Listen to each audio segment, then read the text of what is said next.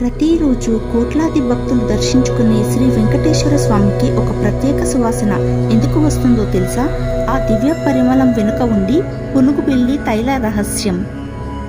పునుగుపిల్లి నుండి లభించే సహజ సుగంధ పదార్థాన్ని పునుగు అంటారు. ఇది దాని శరీరంలోని ఒక ప్రత్యేక గ్రంథి నుంచి సహజంగా విడుదలవుతుంది.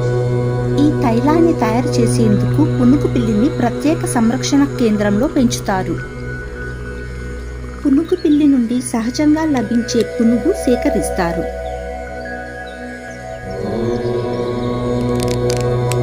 శుద్ధి చేసే ముందు దాన్ని తూకం వేస్తారు.